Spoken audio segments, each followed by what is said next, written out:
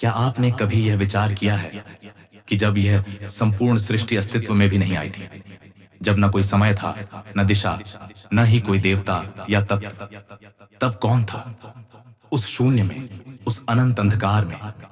वह कौन था जो स्वयंभू था, जिसे किसी ने उत्पन्न नहीं किया, जो स्वयं में ही संपूर्ण और अनादि है? हमारे धर्म ग्रंथों में दो ऐसे नाम बार बार उभरते हैं, सदाशिव और महाविष्णु। लेकिन ये केवल नाम नहीं, बल्कि ब्रह्मांड के दो शाश्वत रहस्य हैं। हजारों वर्षों से आर्षि मुनि ध्यान में लीन होकर इन दोनों के स्वरूप को समझने का प्रयास करते आए हैं।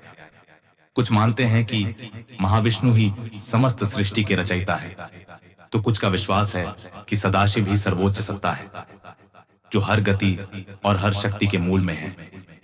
परंतु सत्य क्या है? क्या ये दोनों एक ही पराशक्ति के दो स्वरूप हैं, या फिर इनमें से कोई एक सर्वश्रेष्ठ है? अथवा यह संभव है कि ये दोनों भी किसी और महान सत्ता से उत्पन्न हुए हों? यदि आप सोचते हैं कि आपने भगवान विष्णु और भगवान शिव के विषय में सब कुछ जान लिया है, तो एक बार फिर सोचिए। आज हम उन रहस्यों की चर्चा करेंगे जो आमतौर पर ग्रंथों में छिपे रह जाते हैं और जिन्हें बहुत कम लोग समझ पाते हैं।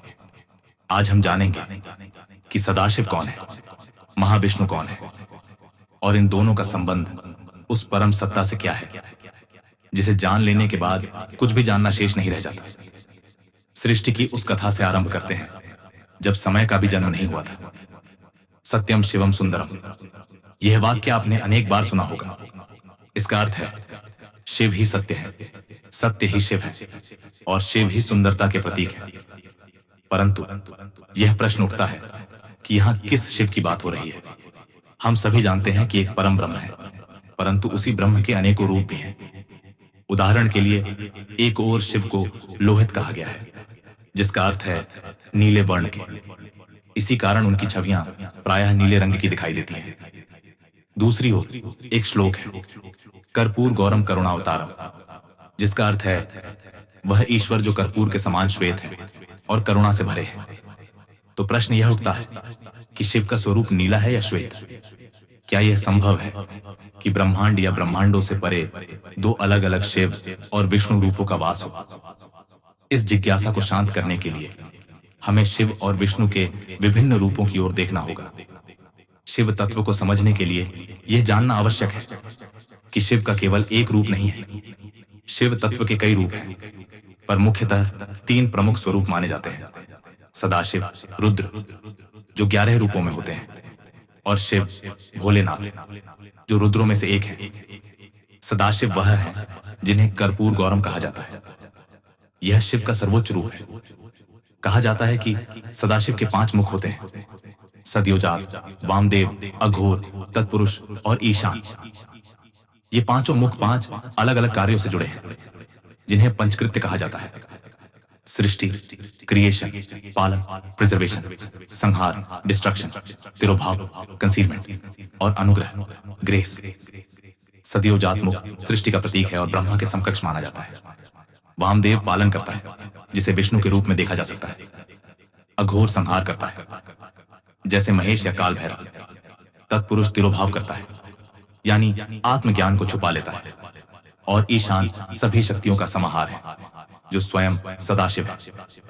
सदाशिव की अर्धांगिनी मानी जाती है महागायत्री, जिन्हें देवी पार्वती का ही व्यापक रूप माना गया है।